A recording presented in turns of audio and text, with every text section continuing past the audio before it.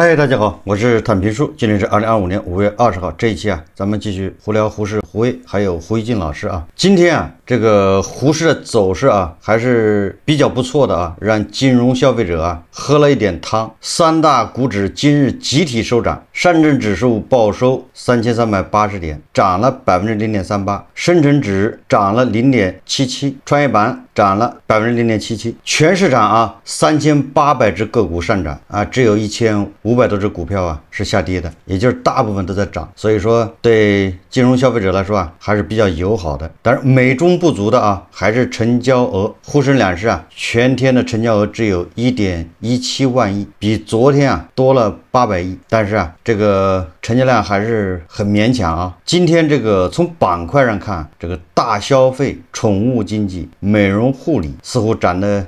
这个更亮眼一点。究其原因大概是今天是520，这个520按照往年的惯例股票代码里面带520的都会涨，然后跟女性相关的什么医美美容消费奶粉尿不湿这些恐怕都会涨。媒体叫悦己经济，当然网友叫舔狗经济。新浪证券说叫他经济引爆 A 股美容护理涨停潮。往年520就是5月20号股票代码含有520的个股常受到市场关注。在悦己经济引领新消费大背景下，今年 A 股的520不一样。今天有什么不一样呢？说今天上午他经济最先爆发，美容护理板块大涨，随后他经济叫什么？他经济就是宠物经济、谷子经济相继爆发，反正是什么概念咱也不知道三大板块上午集体掀起涨停潮，大消费全线走强，乳业、服装、家纺、饮料制造等板块上涨。对于整个大消费板块，机构表示有3大方向值得关注：一是必选消费展现防御价值；二是新消费业态快速崛起， AI 技术赋能催生 AI 眼镜、智能家居等创新产品正从概念走向量产，医美、宠物经济等悦己型消费增速亮眼，国货品牌借势抢占中高端市场。三是下沉市场释放增量空间，3、4线城市及农村地区的消费升级趋势明显。总之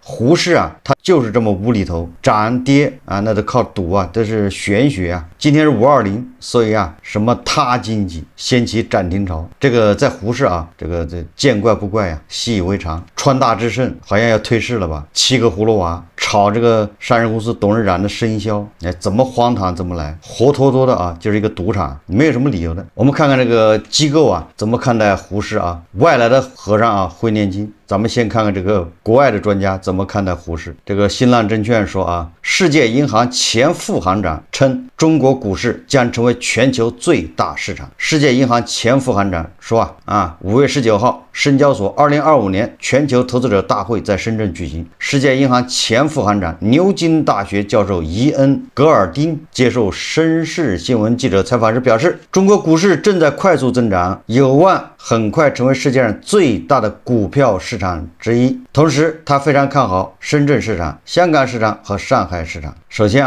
不知道这个主办方把这个伊恩·格尔丁教授请来参会，不知道给人家包个多大的红包给人付多少钱，这反正肯定是要付钱的，要不然人家不会来开会的。第二个，拿人钱财替人消灾，对吧？总得说2句好话呀。关键的记者我要是记者的话，我就会多问一句，对吧？你有没有买了多少？如果说你买 A 股，对吧？港交所的不方便，因为开户不太容易那你买港股那是欢迎对吧？有没有在香港开账户有没有买哪只股票，或者买了多少钱的股票？这是国外的专家显得这个有些敷衍了事嘴上说说。我们看国内的专家这国内专家说的就更加直白还是新浪证券报道说，专家称每一次博弈都是中国资产倒车接人的机会。告诉你每一次下跌，每一次博弈都是中国资产倒车接人的，都是来接你，你还不上车，都接你5回了，你还不上车。这个专家叫刘毅辉中国首席经济学家论坛理事刘毅辉在5月20号线上演讲中说从我们自身民族伟大复兴的角度去看今天这个时代背景，去展望这个时代的未来终局，意味着什么？意味着我们每一次激烈的博弈和碰撞，其实都是中国资产倒车接人的一个重要机会。那有网友就说了哥们儿，你总是倒车接人，你什么时候走啊？这个年轻的网友恐怕没有印象年纪大一点的网友都有印象。以前呢，各个城市跑的那些公交车尤其是稍微长途一点的，那叫中巴车或者小巴车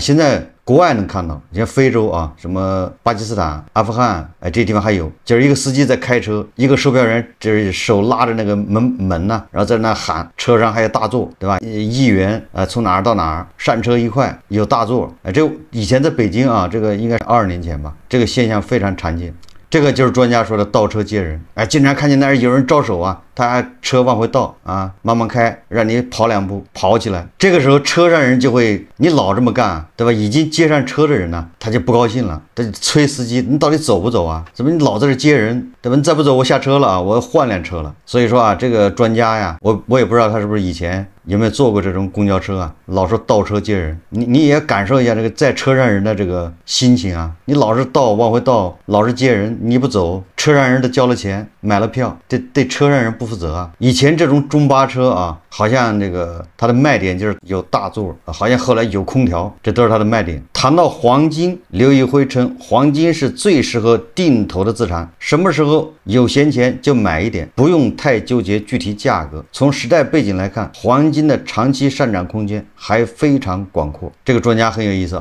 你作为韭菜你好不容易攒点钱，你买黄金，你是图它什么呢？它是有利息吗？如果比如说现在$32001盎司你这个时候买了，等到过1年你要花钱的时候，它变成3100了，你要把黄金换成钱，你不亏了吗？它也没有利息，然后它也没有股票你股票好歹说1年它好歹有分红现在胡适都提倡分红给你分点钱，你这黄金谁给你分钱呢？这个专家让你定投什么意思就是你每个月拿1万块钱工资，你拿2000买黄金，那买了什么时候卖呢？所以这些专家像极了20年前的那个中巴车上的那个售票员，站在车门口对吧，一手拉着那个扶手，伸着脖子那喊有大座，上车就出发。我们再看看这个媒体北京商报对这个胡适又做出了评论了。北京商报说大股东要带头做耐心资本。你看对吧？你不要大股东自己带头跑了，你自己跑了让这个金融投资者做耐心资本，大股东跑了，这不太好吧？说近日近30家上市公司股东抛减持计划，引发关注。在合法合规的框架下，大股东减持无可厚非，但作为上市公司大股东，同时还承担着更多的社会责任，应该优先考虑长期持股，通过获取上市公司分红来实现自己投资收益，而非减持股份。唯有大股东带头做耐心资本，才能让广大的中小投资者持股更加安心。作为媒体你呼吁大股东对吧，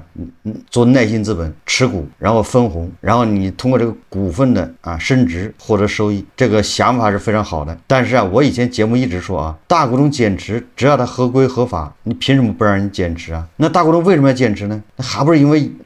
他的股票被人炒到他自己都不认识了，他认为这个股价就值8块，现在已经涨到34了，你大股东他能不减吗？对吧？大股东那心里就是你要多少我给你多少，把公司卖给你都行，对吧？被这个赌徒把它炒成这么高，大股东自己都不认识了，还是落袋为安吧。这个比那个他吭哧做业务1年赚钱那多累对吧？他把股票卖一点，十几年的利润就出来了。北京商报说大股东作为上市公司核心利益相关者，其持股行为对市场信心也是重要影响。中小投资者往往将大股东的动向视为重要的投资参考，当大股东频繁减持时，市场可能会解读为对公司未来发展缺乏信心，从而引发其他投资者跟风抛售，导致股价波动，损害广大中小投资者利益。这种连锁反应不仅破坏了市场的稳定，也违背了资本市场服务实体经济、促进资源优化配置是初衷。从企业自身发展的角度来看，大股东减持可能会对公司的战略规划和长期发展产生负面影响。上市公司发展需要稳定的股权结构和持续的资金投入，大股东的减持可能会导致公司股权分散，影响公司决策的效率和稳定性。相反，如果大股东选择长期持股，通过获取上市公司分红来实现投资收益，不仅能够与公司形成利益共同体，更能激励公司管理层专注于提升业绩，推动公司实现可持续发展。也就是这个媒体啊，跟大股东讲道理，这叫与虎谋皮。大股东他不傻，一旦那价格超出它的价值的时候，他就要卖；一旦它的价格低于它的价值，大股东你打他都不卖，对吧？大股东认为我这个公司啊值30块钱一股，现在只有7块，你说他能卖吗？他不仅不卖，他有钱他还增持，他为什么卖啊？也就是因为他超过了它的价值。大股东自己都傻了。你比如说啊，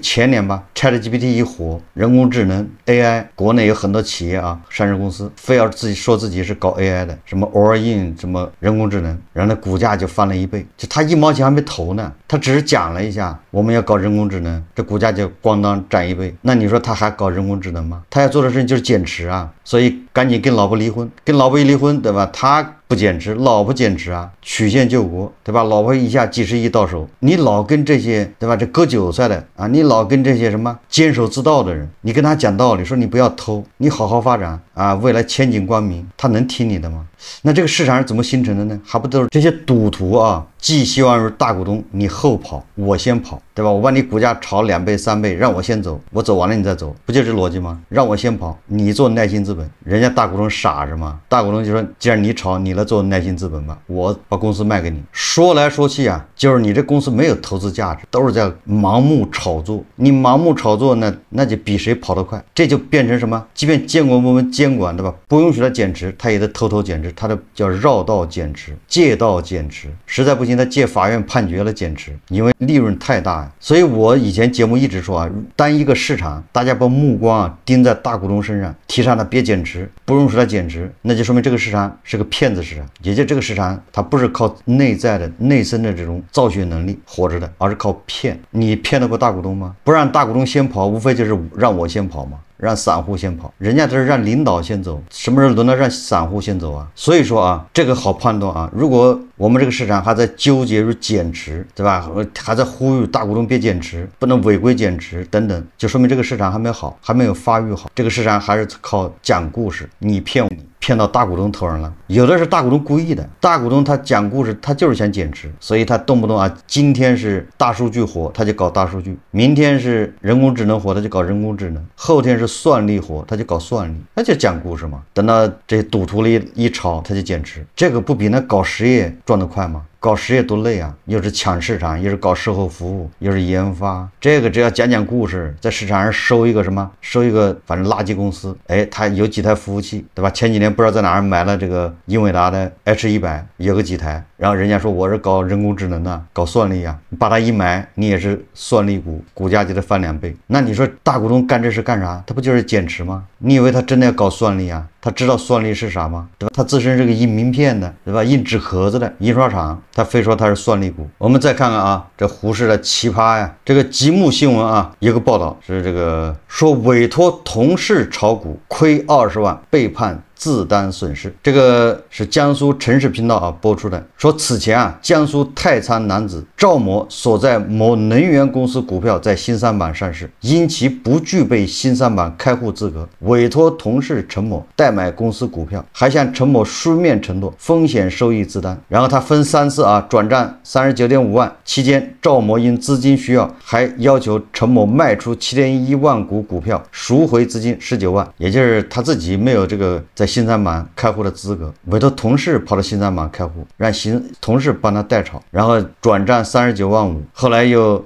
卖股票拿回来19万，那就还有20.5万。结果啊，好景不长啊，该能源公司因经营问题摘牌退市，赵某股票亏损，于是赵某起诉了法院，要求陈某赔偿股股票损失共计20.5万元。大家看视频啊。陈某是同事，赵某所在的某能源公司股票在新三板上市。考虑到公司发展前景，赵某打算购入公司股票，待公司股票主板上市后大赚一笔。因为自己不具备新三板开户资格，于是就委托同事陈某帮他购买公司股票。同时，赵某还向陈某出具一份书面承诺书，说自己呢也对股票这个交易风险有一个清晰的认知，那么愿意把这个资金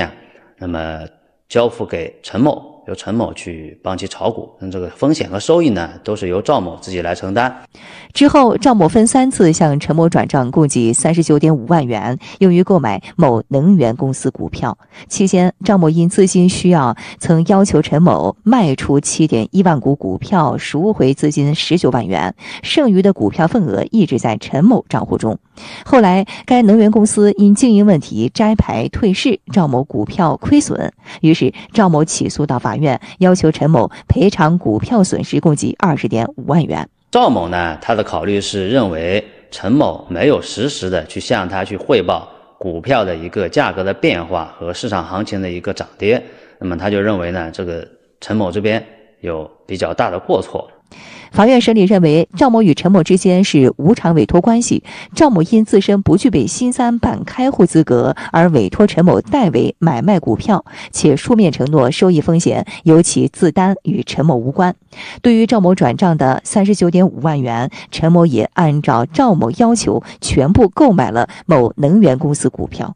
根据民法典第929条规定，无偿的委托合同因受托人的故意或者重大过失造成委托人损失的，委托人可以请求赔偿损失。在本案中，陈某不存在故意或者重大过失行为。赵某也是购入股票的这个最初的初衷，也是希望持有股票，长期持有，然后等股票从新三板上主板，那么再获得高收益。其实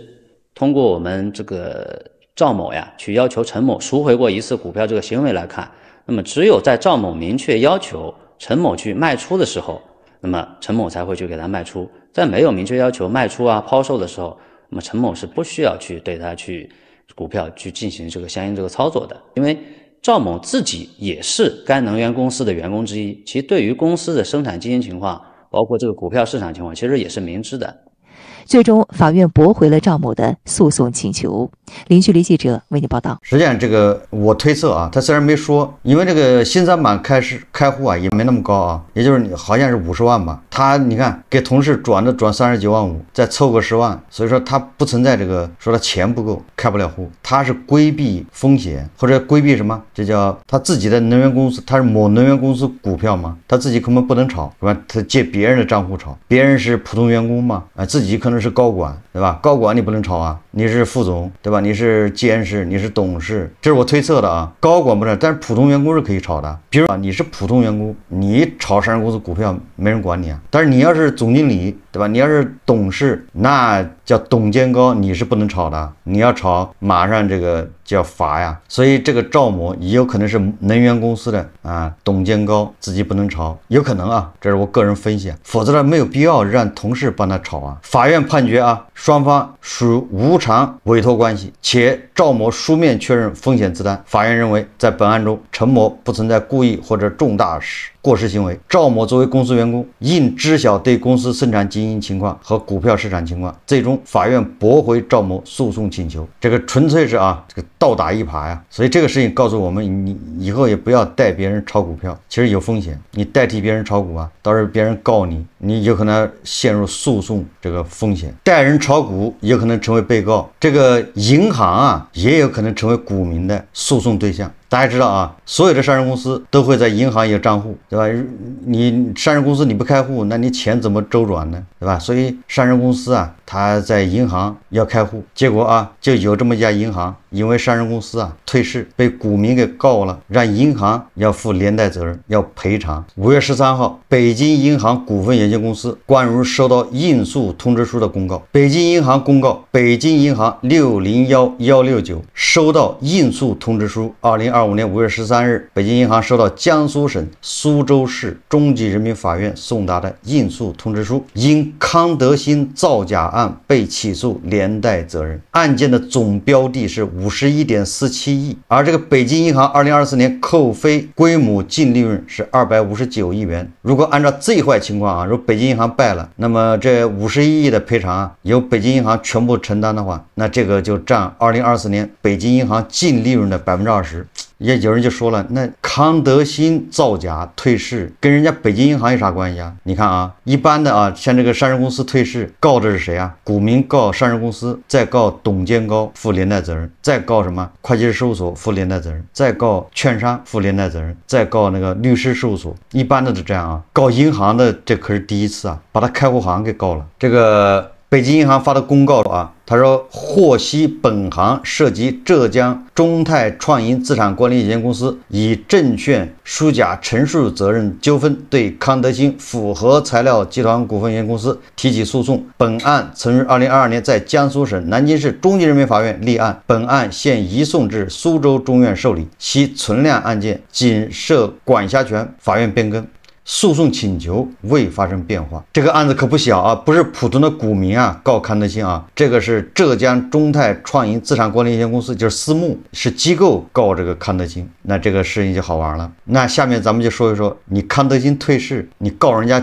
北京银行干啥呢？告北京银行可不冤呐。中国证监会2021年7月30日公布的对康德新中狱行政处罚决定书，披露了康德新与北京银行的有关事项。这个康德新这是造假退市，这个我们以前节目也介绍过啊，好像他那个造假金额特别大，几百亿啊，他已经退市了啊。现在这个投资人呢，你告康德新没用，康德新他是个壳，对吧？自然的掏空了，也没钱，所以这个打官司都要告别人连带责任，比如告券商、告会计师事务所，从他那儿拿点钱回来，再告一下董监高，把他们的房子卖掉，赔点钱，对吧？如果告北京银行那就更好了，这钱就有着落了，北京银行赔得起啊，对吧？你把康德新告赢了没有用啊，康德新没钱，你把大股东告赢了也没用，大股东资产早就掏空了，是一个空壳，对吧？你赢了官司输了钱，所以他们会想方设法的把这案子要跟别人挂上钩，来由别人来负连带责任。但这里面说的就是北京银行负连带责任一点都不冤呐。根据证监会的这个行政处罚决定书啊，他是这么说的：根据康德集团与北京银行西单支行签订的现金管理业务合作协议，康德新及其合并报表范围内3家子公司在北京银行西单支行尾号3796、3863、4181、5278账户（以下简称北京银行账户组），也就是康德新和他的子公司在北京银行西单支行开了4个户啊，这4个户啊，然后根据这个现金管理业务合作协议啊，这个那就是康德新和他这个3个子公司啊，资金被实时全额归集到康德集团北京银行西单支行尾号为3258的账户。康德新北京银行账户组各年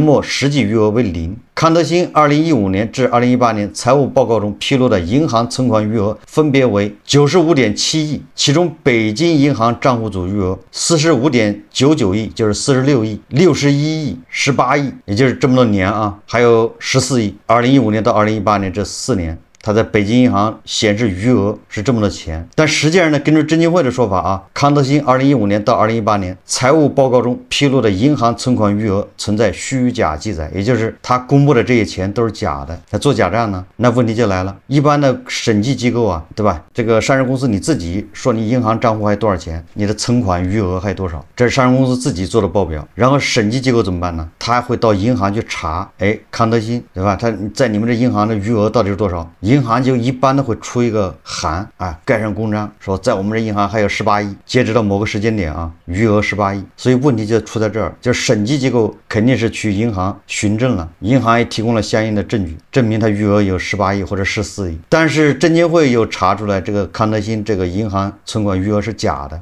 就是做假账、虚假记载。那也就是啊，北京银行它的支行某些工作人员配合康德新造假，要不然人家敢告他吗？对吧？那你你配合上市公司造假，那我就要告你，你得负连带责任。如果你北京银行如实汇报说账户上1毛钱没有，那人家也告不了你北京银行。大家明白了吧？那你配合上市公司造假，人家就要告你，你得为你的行为负责。这个案子啊也值得关注，看到时候法院怎么判。如果法院判这个北京银行要负连带责任，这个恐怕也会对银行敲了个警钟。不光对银行，对所有的那些配合上市公司造假的那些供应商，你看上市公司要造假，他光自己玩不起来，他的上游下游客户都得帮他，客户给他提供数据，假的凭证，对吧？然后客户得帮上市公司去应付那个审计，给审计出假证据。因为很多客户他不是上市公司，他就是私人企业，人家无所谓的，你要啥我给你盖啥章，对吧？你要啥证据给你出啥证据。像这种私人企业